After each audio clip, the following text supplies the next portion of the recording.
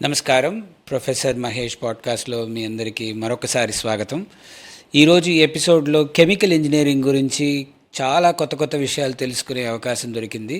Professor Ashish లేలే గారితో మాట్లాడి, వారు నేషనల్ కెమికల్ ల్యాబొరేటరీ పూణేలో ఉన్నది, దానికి డైరెక్టర్గా ఉన్నారు. కెమికల్ ఇంజనీరింగ్ స్పేస్లో చాలా కాలంగా వారు ప్రసిద్ధి చెందినవారు.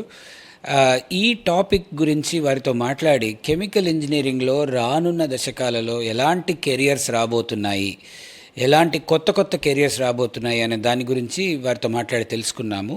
వారు 4 కొత్త కెరియర్స్ గురించి చాలా విశ్లేషణ భావంతో చెప్పారు వారు.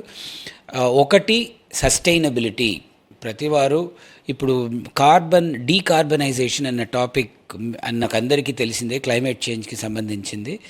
దానివల్ల వచ్చే కెరియర్స్, అది ఒకటి.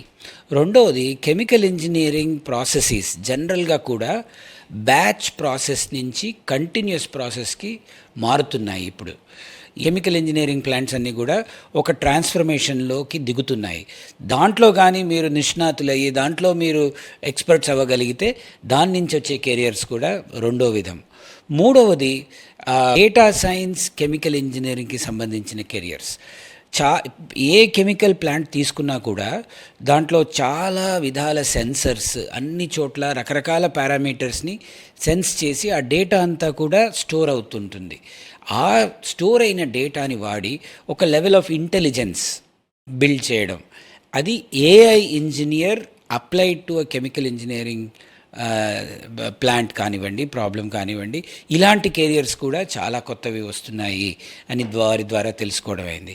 నాలుగవది, స్టార్టప్స్. ఈ కెమికల్ ఇంజనీరింగ్ స్పేస్లో పర్టికులర్గా చాలా కొత్త స్టార్టప్ ఆపర్చునిటీస్ ఉన్నాయి.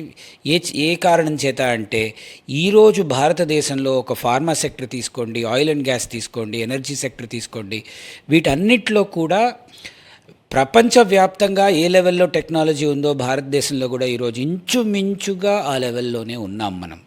సో మనం ఏం చేసినా కూడా ఒక స్టార్టప్ పరంగా ఈ కెమికల్ ఇంజనీరింగ్ స్పేస్లో ఏం చేసినా కూడా we can build in India, build for the world.